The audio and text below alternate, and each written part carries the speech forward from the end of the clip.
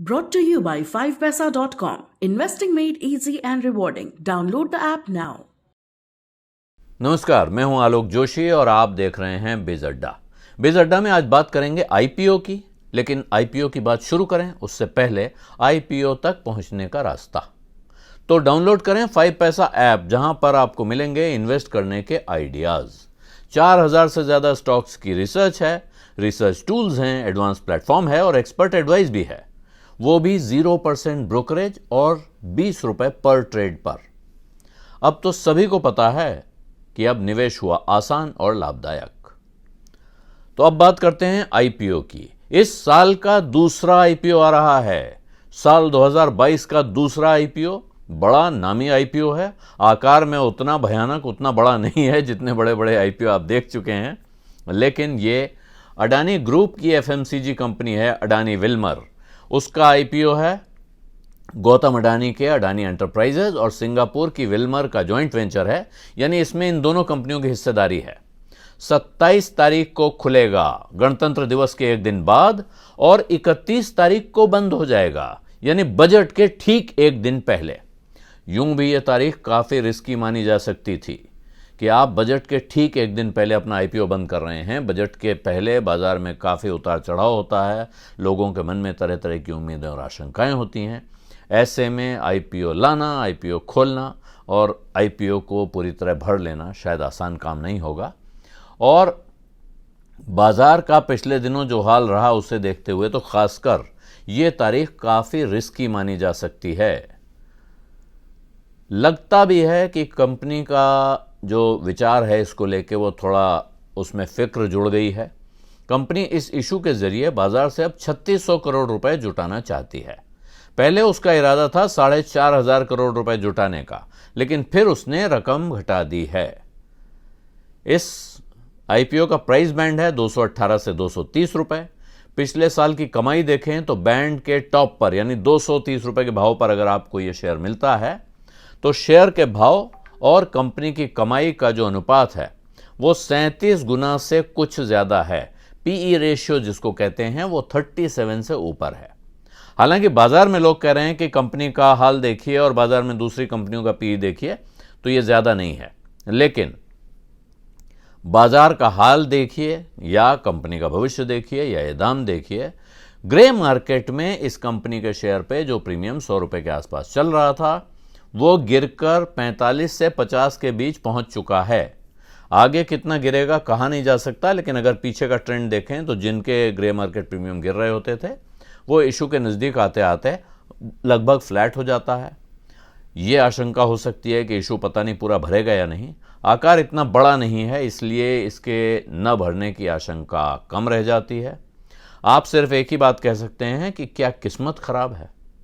ऐसे वक्त पे आईपीओ आ रहा है, जिस वक्त पे बाजार खराब है, जिस वक्त पे ग्रे मार्केट का प्रीमियम गिरने लगा है। तो किस्मत ही तो है इस कंपनी की सबसे बड़ी पहचान। किस्मत यानी फॉर्च्यून। फॉर्च्यून रिफाइंड ऑयल और इसी ब्रांड नेम से कई तरह के प्रोडक्ट्स बेचती है कंपनी जो 3600 करोड़ रुपए का आईपीओ ला रही है वो पूरा का पूरा आईपीओ, उसका इरादा उसमें से कोई पैसा प्रमोटर अपने पास ले जा रहे हों, प्रमोटर अपना हिस्सा बेच रहे हो, ऐसा नहीं है। कंपनी ये पूरे 3600 करोड़ रुपए के नए शेयर इशू कर रही है। ये पूरा फ्रेश इशू है और कंपनी का इरादा उसका इस पैसे का इस्तेमाल करने का है। वो अपने एक्सपेंशन में इस्तेमाल करना चाहती है, कुछ कर्जे लौटाने के लिए इस्तेमाल करना चाहती है और 450 करोड़ रुपए उन्होंने इसमें से अलग रखने का फैसला किया है, जिससे वो इसी अपने कारोबार को बढ़ाने के लिए दूसरी कंपनियों को खरीदना चाहते हैं। कंपनियों को खरीदने के साथ ये मत समझ लीजिएगा कि कंपनी किसी रिटेल चेन को खरीदने के चक्कर में है। कंपनी दरअसल अपने कारोबार में जो कंपनियां इनको सप्लाई करती हैं उन कंपनियों को, उनमें से किसी कंपनी को खरीदने की तैयारी कर रही है। तो कंपनी की कमाई अच्छी है, फाइनेंशियल ट्रैक रिकॉर्ड अगर आप कहेंगे तो वो अच्छा है। ब्रांड नेम अडानी का नाम है। अडानी की कंपनियां पिछले साल 1.5 साल में देश में सबसे ज्यादा रिटर्न देने वाली कंपनियां रही हैं। उस ग्रुप की 6 लिस्टेड कंपनियां हैं। तो इसमें से 1058 करोड़ रुपए कर्जा चुकाने के काम भी आएगा। रीपेमेंट होगा या प्रीपेमेंट होगा। और 450 करोड़ मैंने पहले ही आपको बताया स्ट्रैटेजिक एक्विजिशन के काम में आएगा। अडानी का ब्रांड नेम, उसके दो पहलू हैं।